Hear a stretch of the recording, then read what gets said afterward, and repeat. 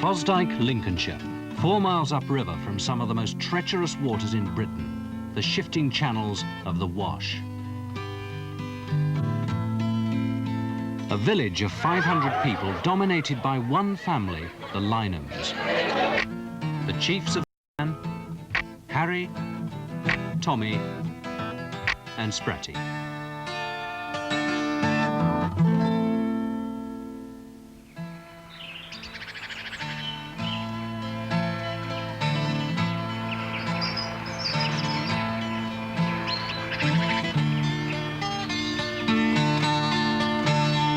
The Lynhams have been 200 years in Fosdyke, always surviving from the pickings of the Wash.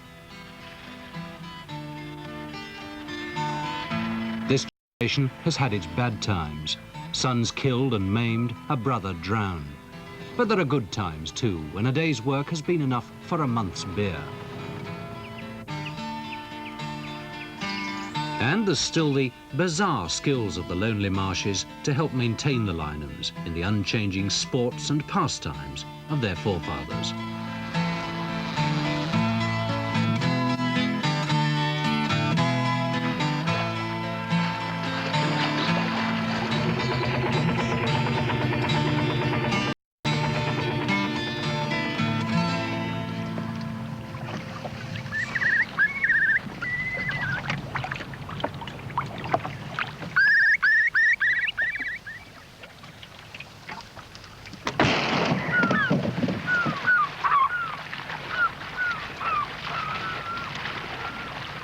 The Black Shore sands lie 15 miles out.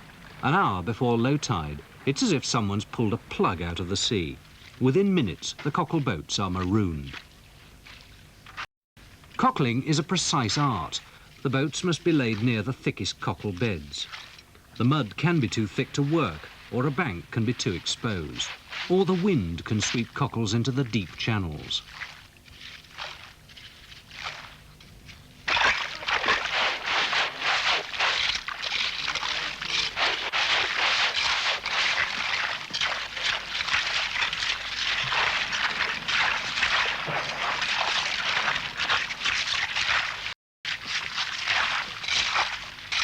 It's a 14-hour day.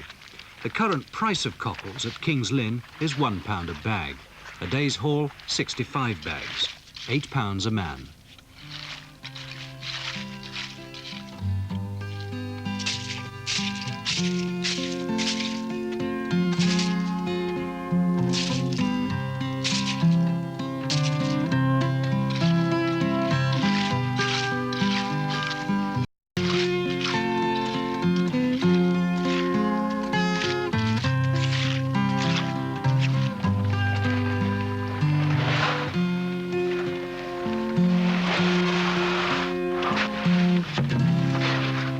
It's a close family. Trevor's name is Charles Trevor, and they call him Purse. I don't know where he got this from. Nodge, of course, is Nodge. I'm Spratty. John is Bashams. Why do they call him that? Well, I don't know. I should not say.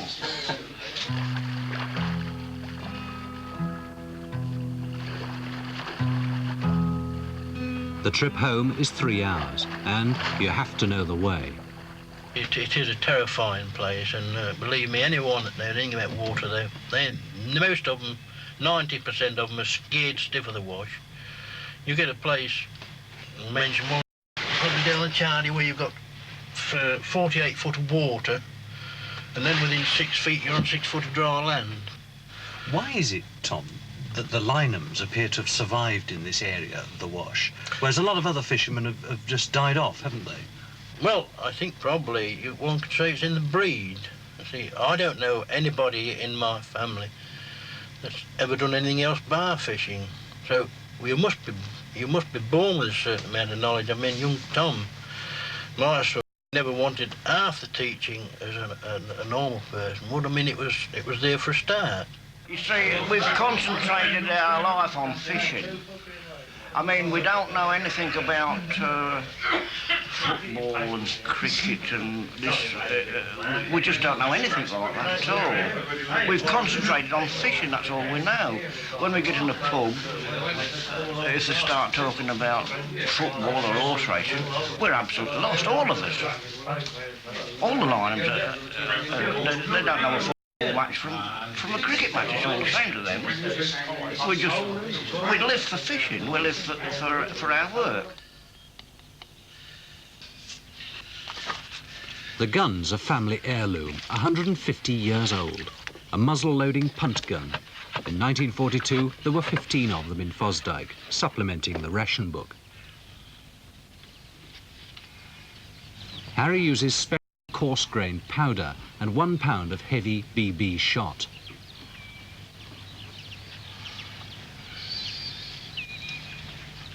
The firing system is a percussion cap and hammer.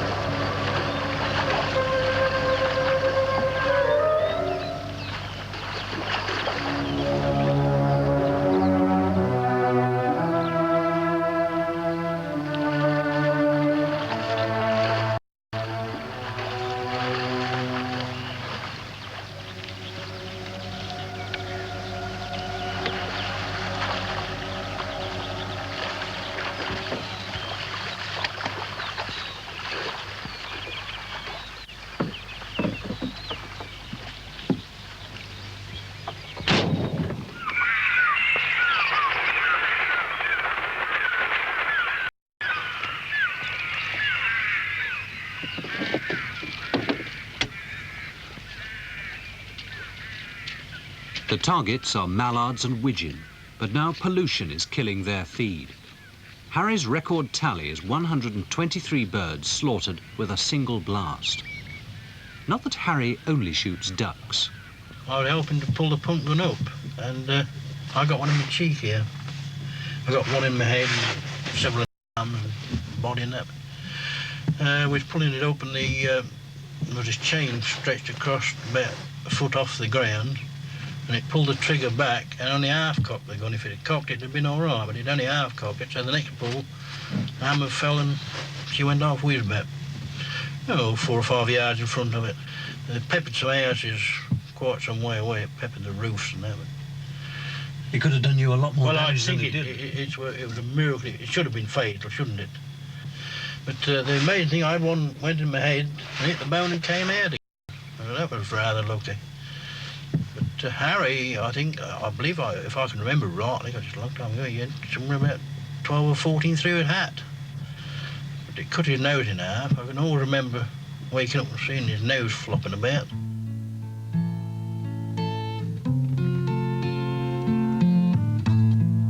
There were 9 in this generation, 5 boys and 4 girls. Even 40 years ago, Sunday fishing parties were a light relief from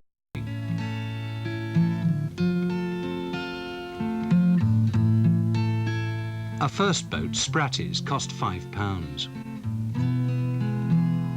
For grandfather in 1906, life was prosperous. How does Tommy remember him?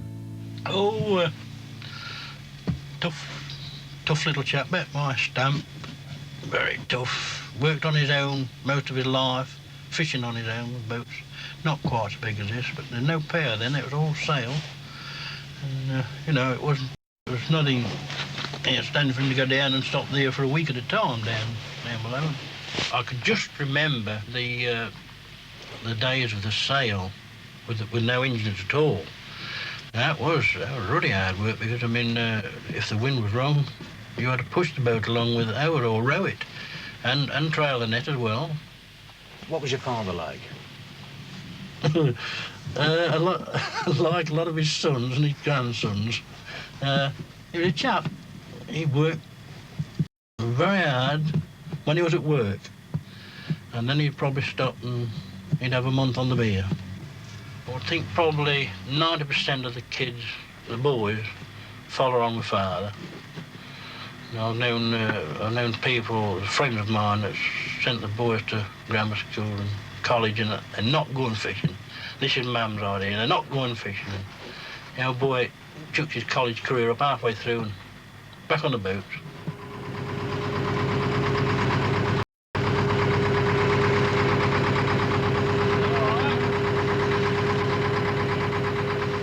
And sure enough, Spratty has handed on the family business to his son, Trevor.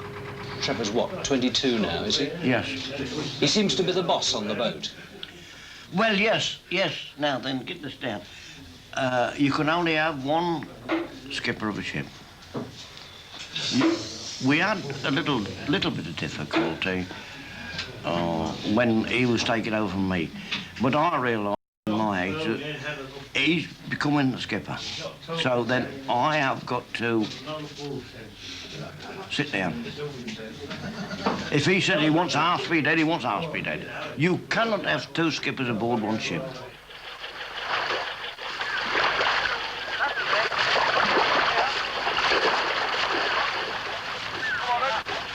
It was always muscling that kept the Lynhams one jump ahead of their rivals. Mussels always grow on where there's... they make mud. You'll be up to your knees in mud every day. It was absolutely... Well, you had to be a very strong person to carry mussels in this, up to our knees in mud. We had planks, we had sledges. Then you changed all that, didn't you? Well, I changed all that by getting this dredge. Did the other fishermen round here, did they know about it? Oh, no. Fortunately, I tried to make it a secret, but I was successful to a degree. How did you make a secret of it? Well, I hid it under the deck. Oh, it's a big thing. How'd you hide it? Oh, well, we had our ways, you know. Well, how did you hide it? We put it under the deck and we covered it up. But while you're down there, you know, you're always with, it doesn't matter whether you're shrimping, cockling, mussling. Everybody knows what you've got and what you've done. Do you think the Lynhams are watched more than anybody? Oh, certain. Oh, yes, definitely. Oh, yes. Today's mussel catch is worth 12 bob a bag. That's about £7 a man.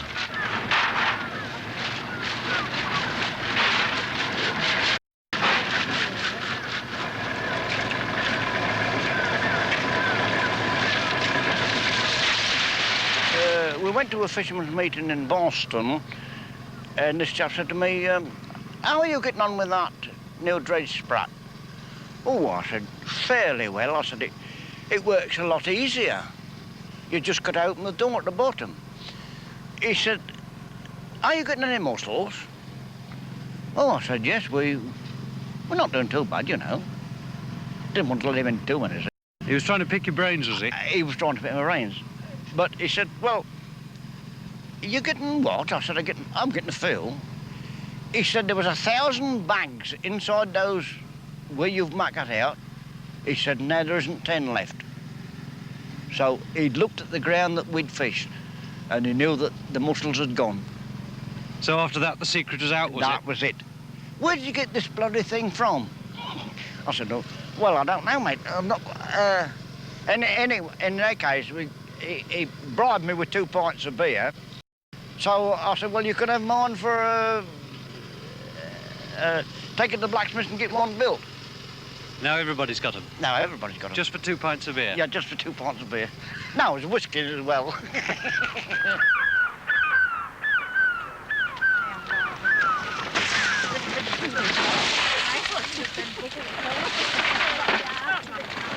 Back in Fosdyke, it's woman's work boiling up the daily catch. But cockles and mussels are only the daily bread. The richer pickings come once a year in a savage fortnight.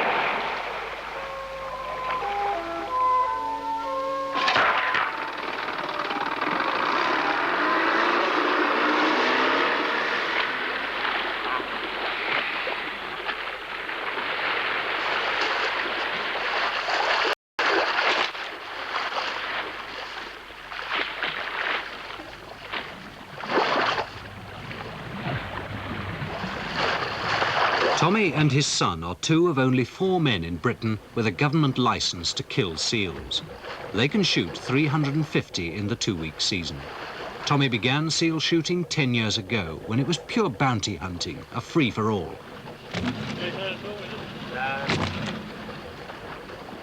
Now he's an expert. The ideal conditions is a stinking hot day and flat calm. We don't like a lot of wind. We found out from past experience that the wind factor, when the seals are very small, say in the first week or 9 days, if we get a lot of wind, we lose a lot of seals. We kill them, but they don't. They sink straight away. So there's only about 14 banks in the Wash, and they've been there. They was there when I was a kid anyway, and they still haven't altered a lot. The banks have got their own peculiarities. They're a very sharp stunt bank and a very deep drop, so they can. The seals are actually only got about 4 or 5 yards to move, and they're into the water, into deep water. We don't shoot them on the land. Therefore, when you really come to think about it, a seal has got about a 95% chance of living when he gets in the water, because he's a better man in the water than we are. And all we've got to shoot at in the water is something about 6 inches in diameter.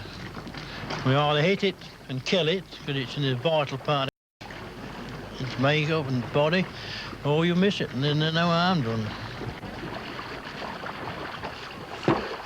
It's been a bad day. 22 seals, 10 below the day's target.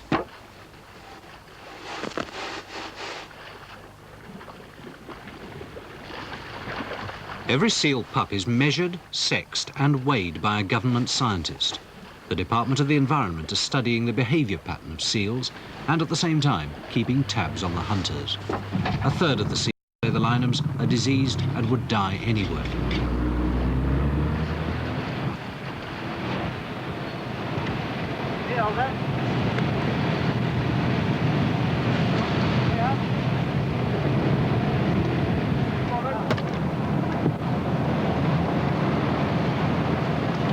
Only pups are shot because after 2 months the pelts are valueless. Tommy Jr. Well, after possibly 2 months, the pelts go gingery colour. You know, there's all the blackness, you know, they go dirty, mingy bloody colour sort of thing. What happens to the rest of the carcass? Well, I'm told it goes away for maggot breeding. We have a chap come every night with a motor, picks them up, you know, takes them away. Do you get money for that as well? Yeah, beer money. Yeah, I suppose they're worth about 3 bob each, something like that. As I say, this is a main piece, the black piece, you know. As far as we know, they cut in strips about 1 inch wide and used for, you know, the real McCoy fur coats, as we call it. And you'll get how much? Well, I hope about 7 quid for these. Yeah. Chap got out and killed a bullock, a car, he's a butcher. Bloke who shoots pheasant, he's a sportsman. The bloke who shoots seals is a barbarian. And that's just a difference to the public people that doesn't, you know, the general public doesn't know much difference. Do you regard yourself as a barbarian? Yeah, I'm no more cruel than you are. Would you kill a cat? I wouldn't. I wouldn't kill anything unless it's absolutely necessary. I'd never kill anything for sport. Do you feel at all sorry for the seals? No. No. Seal to me is just a commercial proposition. Well, when you look down the sights of your gun at those beautiful brown eyes, as you call them, does it do anything to you? Not a bloody thing. Not a thing. Why should it?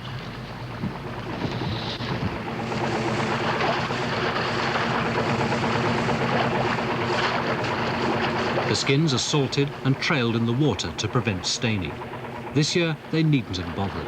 En route for Germany, the pelts were held up by the dock strike and rotted. Total loss, £800.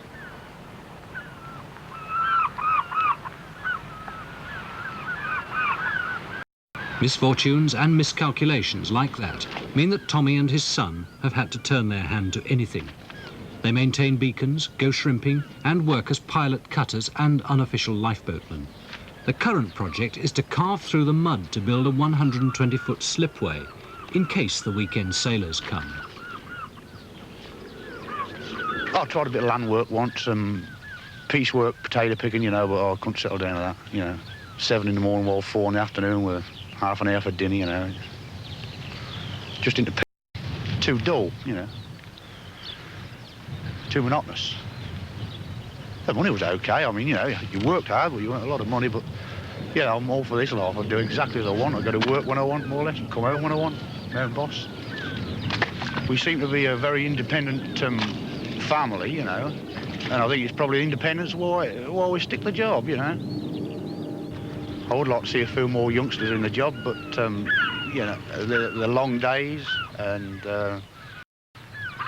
as I say, the weather makes a hell of a lot of difference to the job anyway. There's a lot of hardships in the job, and I mean, they can go in a factory now and earn 30 quid a week brushing the floor up. So they're not going to push it, are they? Not to go down there.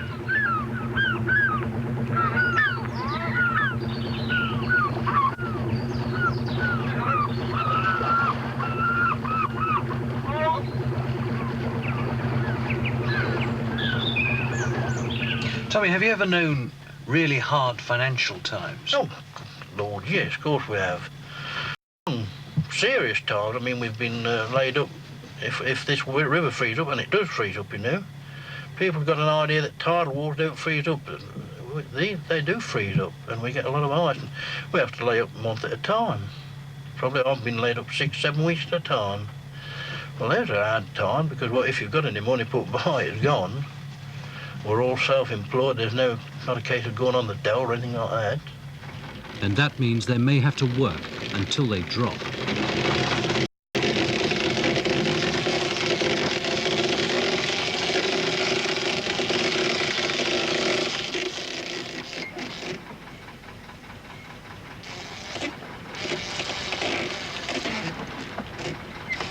Even at 70, Harry still has to work a 10-hour day with his son, John.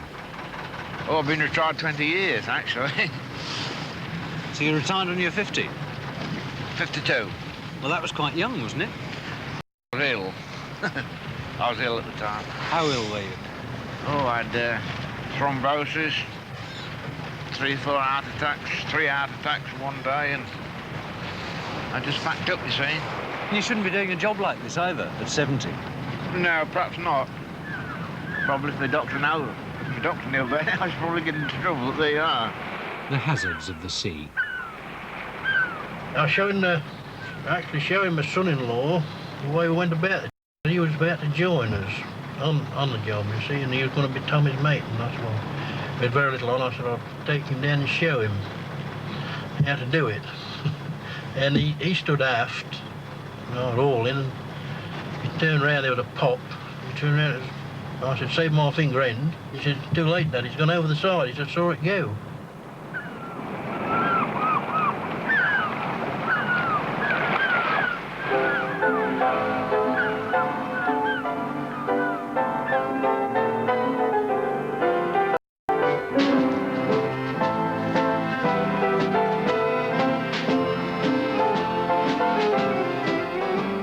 Harry's devotion to the Spalding Sequence Dance Club is a continuing curiosity to a family of dedicated drinkers.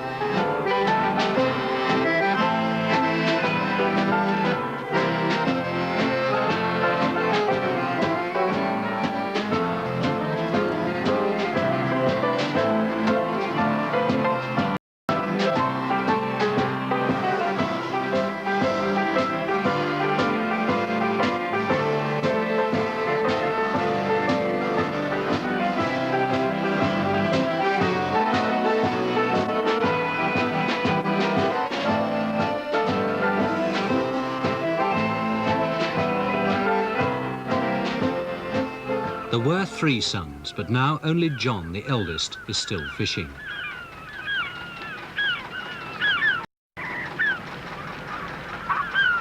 Tony, the youngest, was also at sea, until last July. We've done all the nets, and Tony started the capstan and put a pin in, you see, to make the capstan turn. It took 2 turns with a rope like that there, and this one rid over those, and he got his hand in. He had a rubber glove on, you see, and it just took his hand round, and about 1 turn, his arm was off. It was a shock to me, just turn around and see him with his arm and the blood oozing out. It just something pouring out, it was. All over the engine box and all over the side of the boat. Everywhere was covered in blood. His fingers was all right. Hand was all right, still in the glove, and it was rotating round as the capstan went round, you see, just sticking up like that. But his arm was all mutilated, and the bone, there's a piece of bone about 4 or 5 inches long, was on the floor. The bone I picked up and threw overboard, you know, not thinking consciously, and when it come to throwing a hand, I was going to throw the hand overboard as well. It's natural to throw anything of what's no good away, but I dropped it down there, and eventually it stopped there until John buried it. Him and one of his cousins went and buried someone in the marsh, I think. Well, his son got killed on the motorbike, unfortunately, on our silver wedding days, matter of fact.